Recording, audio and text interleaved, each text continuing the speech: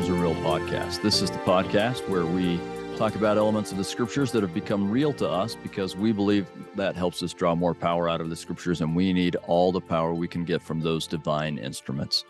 I'm your host, Kerry, and this is a special feature that we're doing as we study Isaiah. I'm really dedicated towards helping everyone not only learn to understand Isaiah, but I hope learn to love Isaiah. That's the name of my commentary, is Learning to Love Isaiah. But I just really hope everyone will learn to love Isaiah. And as one of the things that we're doing to help you with that is I've taken little videos that I've made for my classes. So when I teach the Isaiah class, there's more than we can cover. Even though we're sometimes just covering 2 chapters a day, that we can only still do about maybe 30% of what I'd like to do. So I take at least one topic, and most days of class, I have a little video that the students are supposed to watch that explains some things for them that we just won't have time to do in class. And I've decided to make those into a feature for everyone on my podcast. So this introduction will be at the front of each one of those. And then what you're going to have is the opportunity to watch or listen to. And sometimes I will make reference to pictures because when I made this, I wasn't making it for a podcast. And so I didn't have just audio listeners in mind. So I apologize for that. But I'll have both the video on YouTube and I'll have the audio on my typical podcast, and I think you'll be all right without the pictures 99% of the time. But you'll just get what my students get, and I'll sometimes say we're going to talk about this in class, but we won't talk about it in class. Hopefully those elements we'll talk about in the regular podcast episodes. I'll also just say that I'm doing tons of interviews with other people on Isaiah for their podcasts. Some of those will be joint podcast broadcasts, so you'll get to hear them as well. And sometimes you'll just have to go to the other podcasts. But each week I'll try and make you aware of where you can go to get more to help you study Isaiah. And then, of course, the Scriptures and your time pondering is the biggest place, and also commentaries such as mine or those by some of my colleagues. So I hope you enjoy this little video or audio version of what I do for my class. Okay, so we're just going to have this little video to cover some of the important historical background of Isaiah so that we can spend more time in class going through the chapters in Isaiah. First, it's important to understand Isaiah's ministry was very, very long. This chart allows you to see that his ministry lasts through a number of kings of Assyria, through all of the last kings of Israel, and through a number of kings of Judah. And in fact, I don't know why they cut it off here, because at least he lives up into Manasseh's reign, although we don't really have prophecies from that time period. But I would extend that bar up this far. He's contemporaries with people like Hosea and Micah, and probably even a little bit Amos.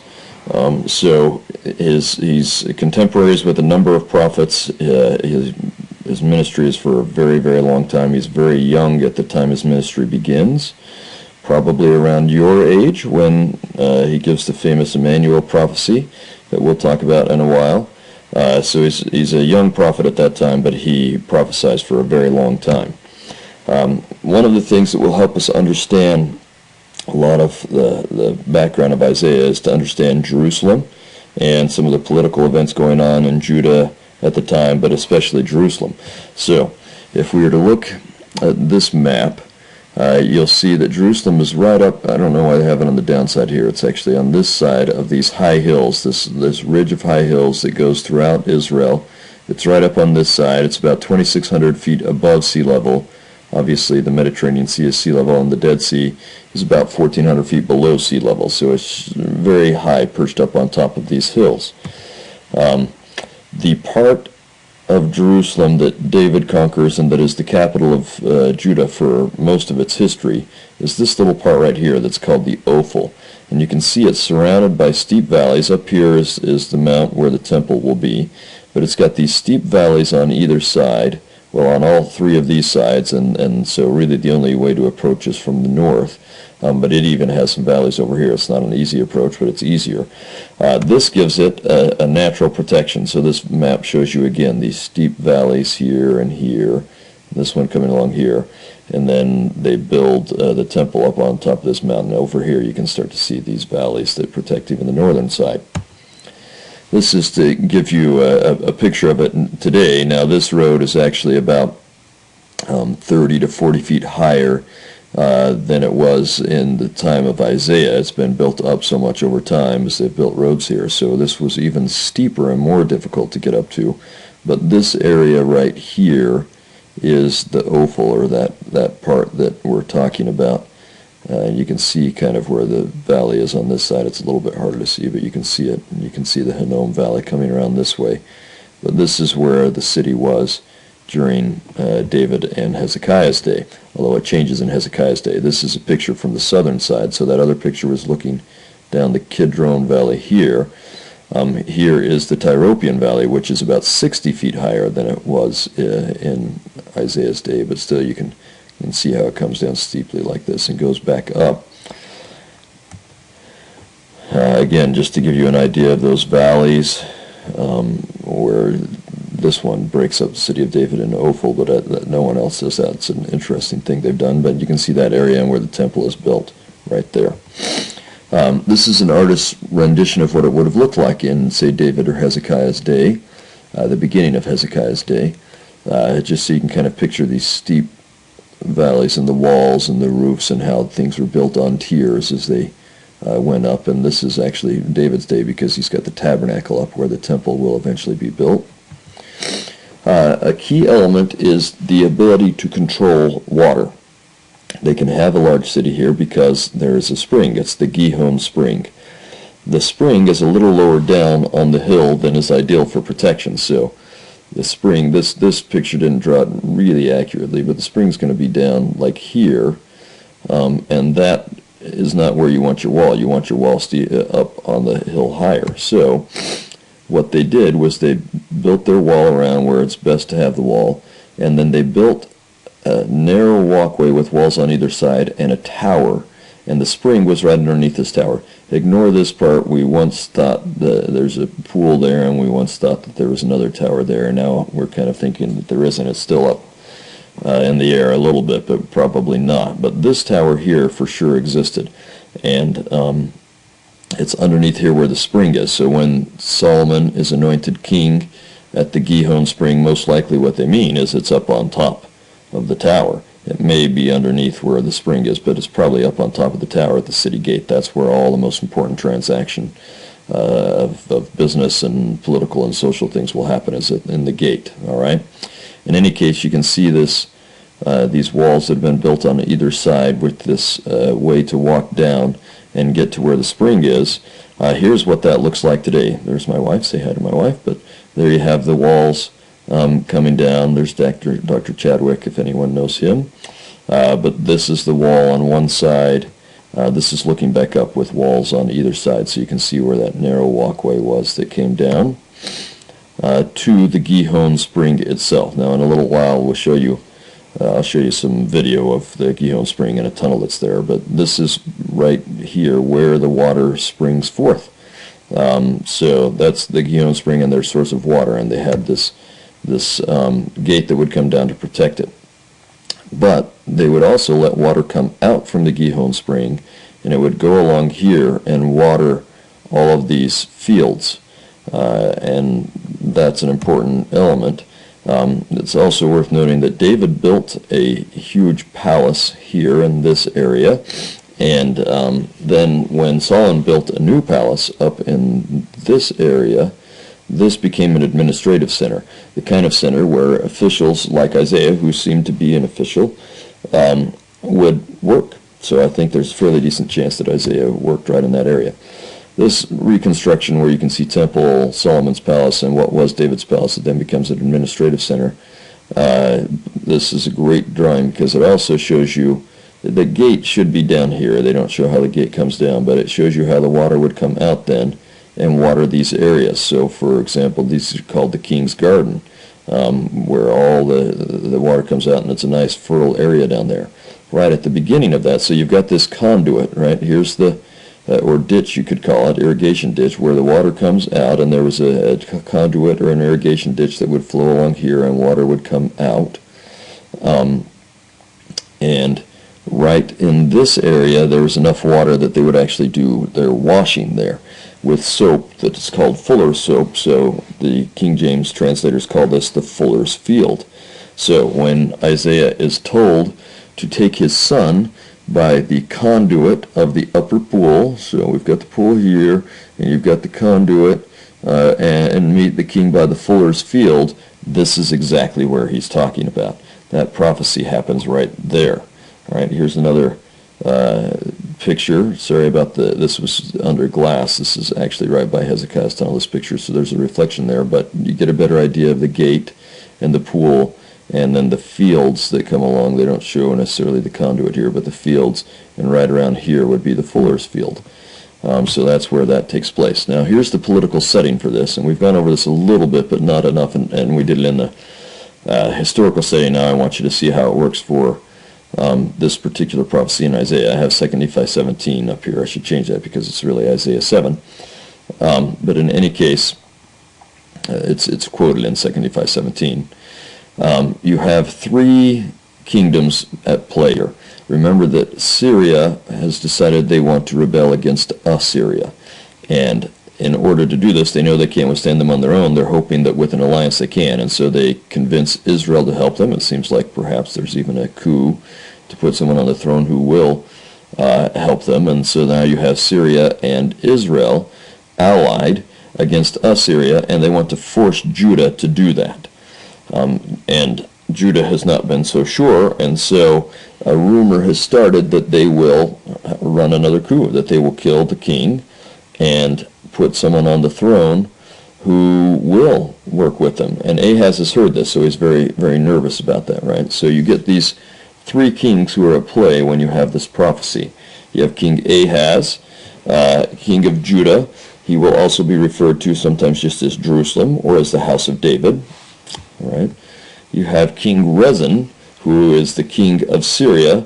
Aram is the Hebrew word for Syria, and so he's called Aram, or sometimes just Damascus, which is his capital, just like Judah is referred to sometimes as king by King Ahaz's name or by Jerusalem and so on. You get the same thing with all of these. So sometimes they're just referred to as Damascus. And then you have King Pekah, who is also the son of Remaliah. Sometimes he's called the son of Remaliah instead of Pekah. He's referred to as Ephraim, representing that northern kingdom, or Samaria, which is his capital. So all of those are different ways of referring to these individuals. And remember that Isaiah's prophecy takes place when he meets Ahaz there by the fuller's field and tells him not to worry about the threats made by these two rulers against him. He's not so sure he wants to listen. And Isaiah says, ask for a sign, and since he's not so sure he wants to actually do what he's being told to do, he says, oh, I don't want to tempt God. So Isaiah says, well, I'll give you a sign anyway. And then he says, a child will be born. His name will be Emmanuel, or God is with us. And we'll talk about that prophecy in class. But this is the setting for that prophecy. Then what's known as the Syro-Ephraimite War begins, where Syria and Israel do go to battle against Judah over this very issue. So they'll come to battle against them. And here is that prophecy. Thus saith the Lord God, it shall not stand, neither shall it come to pass, for the head of Syria is Damascus, and the head of Damascus Rezin. So those are the people we just talked about. And within 65 years shall Ephraim be broken, that it be not a people. And the head of Ephraim is Samaria, and the head of Samaria is Remaliah's son. If you will not believe, ye surely shall not be established. So, again, we'll talk about the prophecy more in class, but this gives you an idea of how those names that we just discussed are used. And by recognizing the geographical implications that Syria is to the north and Damascus is his capital, and that Ephraim is a name for all the kingdom of Israel, and that Samaria is its capital. Once you realize those things, then in any number of prophecies you'll start to recognize that they're talking about Syria, or they're talking about the kingdom of Israel. So that's very helpful.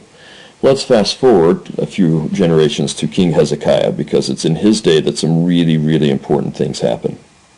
In his day, he does rebel against Assyria. Assyria comes down and starts to wipe out the countryside.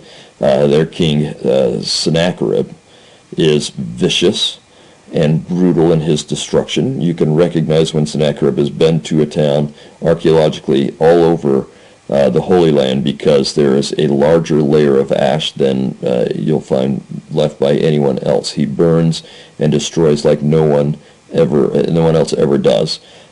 He is destructive. Hezekiah has probably underestimated his opponent here. In any case, Hezekiah does rebel. We'll get into that war a little bit more.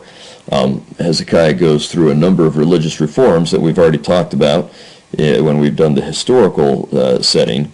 And so we have all those religious reforms that helps Israel be able to turn to God during the time of their rebellion when they need help. And he does rebel against Assyria, as we've said. But I want to show you some interesting things that happen in Jerusalem. So up until Hezekiah's day, this is the area where people lived, and it's got the Temple Mount and this Ophel area. It's about 32 acres, and the largest it gets from the time of David to the time of Hezekiah is about 8,000 people. Early in Hezekiah's reign, it explodes to 130 acres and 30,000 people. So you have several hundred years where it maintains around an 8,000 person population. Now these numbers are rough figures. We find the number of houses in an excavated area and excavate a few areas and average them and then extrapolate, guessing that it's that same density everywhere else. It may not be exactly that, but it still gives us an accurate picture. So it's more than tripled in size as far as people go, and more than, well, about quadrupled in size as far as geographic area goes. This happens because of the destruction of the northern kingdom. All this growth are refugees from the northern kingdom, people who flee as the Assyrians, Tiglath-Pileser III and so on, are destroying people in the northern kingdom. You have all sorts of people that flee to Jerusalem for refuge, and so they have to find somewhere to build. So they will increase the size of the city, and it will just grow here towards the west, up onto what's called the Western Hill, or it's also called the Hill of Zion, or Zion's Hill.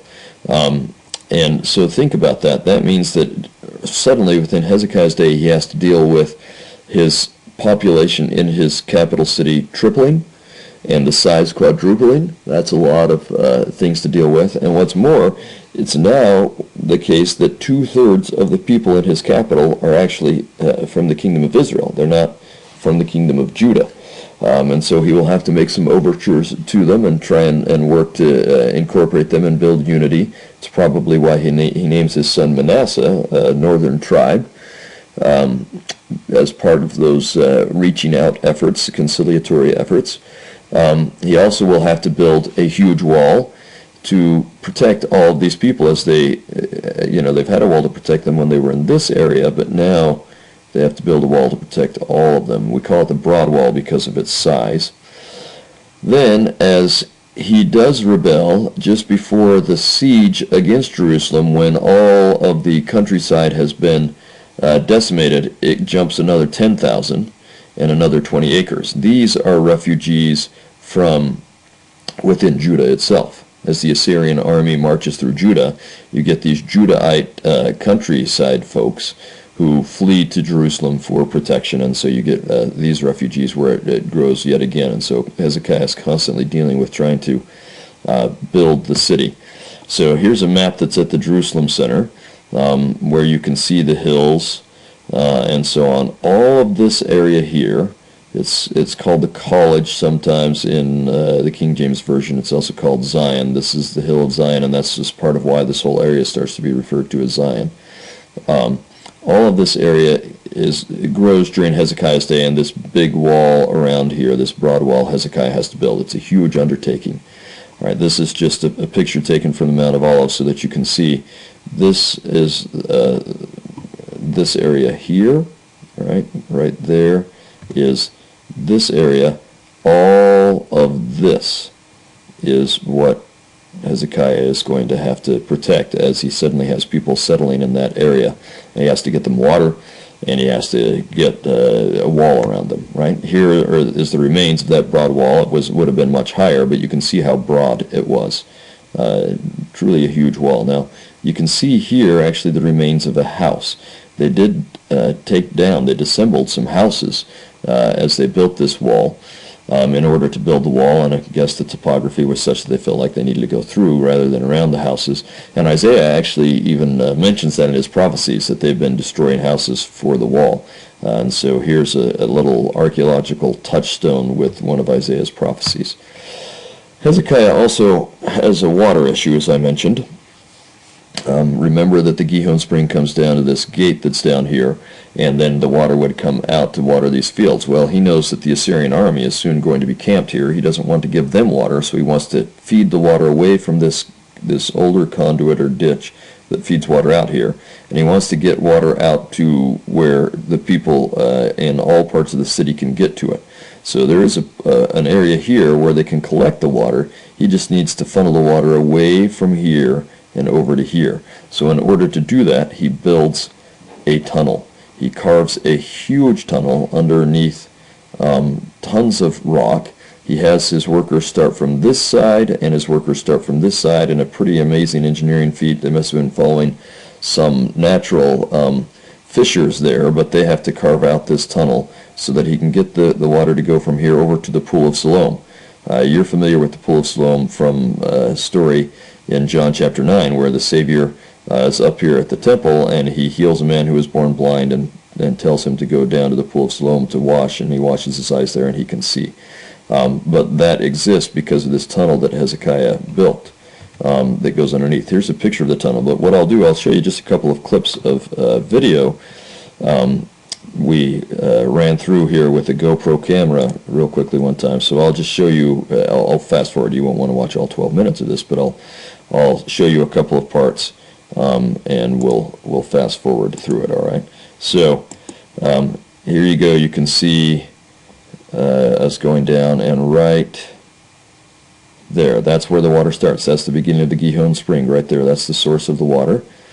If we click forward a little bit, you can see this tunnel that Hezekiah's workers carved. They actually found in there, and we'll keep fast forwarding a little bit, they found in there an inscription that's now in a museum in Istanbul, but there's a replica here, an inscription where they describe how the workers started from one side to the other, and as they got close they could hear each other, and they made some adjustments until they got the tunnels to match. You can actually see where that happens. You can see the chisel marks in the side going one direction, and then you get a couple of places like right here where the tunnel takes a couple little jogs as they figure out they need to angle a different way to get to the other side. And then there's a place where you can see the chisel marks going one direction and the chisel marks going another direction meet, and that's the place where they must have met.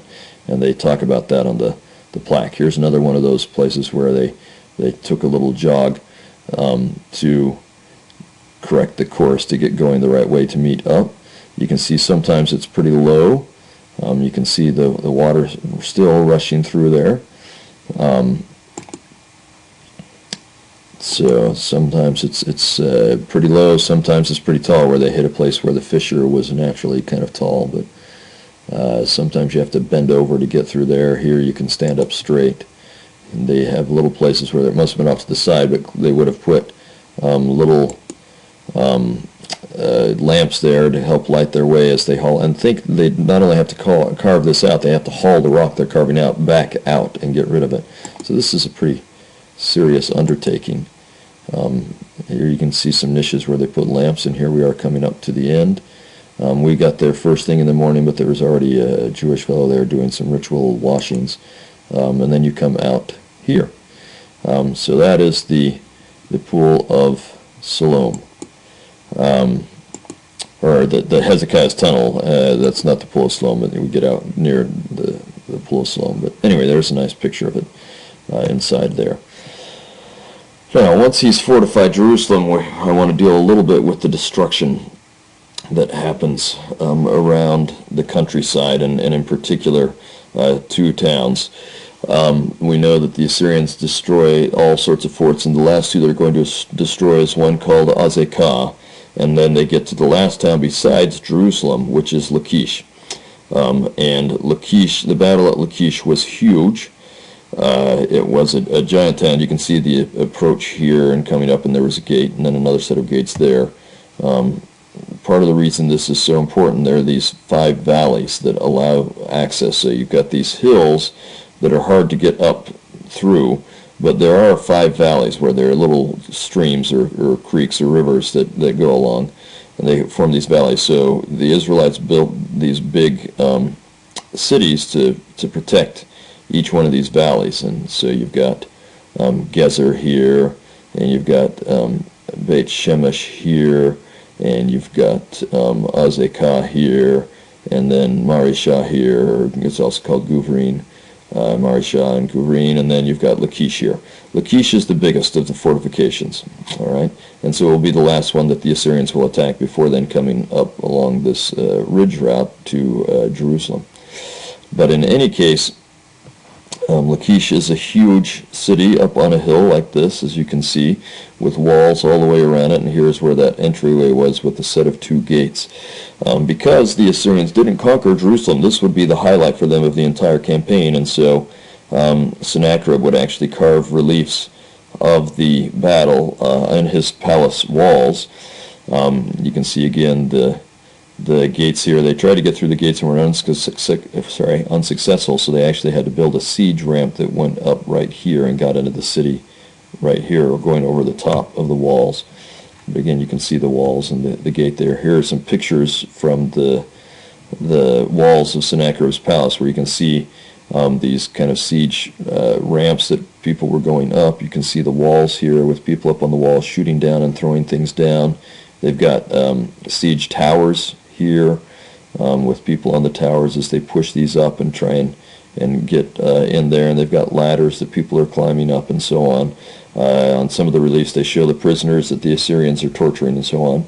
Here is the inside of, so here's the outer gate, here's the inner gate. You can see the towers from the gate, and there's the threshold. That is the threshold that they would have been pushing the door up against, trying to keep the Assyrians from getting inside. But Lachish falls.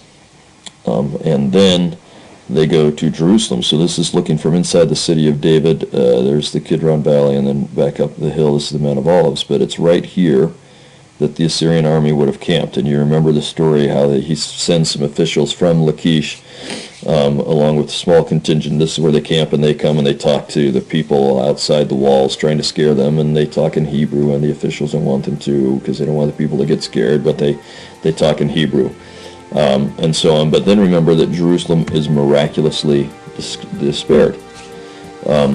They aren't destroyed, and so in class, remind me, and this is part of what we'll talk about, is what we can learn from the miraculous delivery of Jerusalem. So that is our video for today.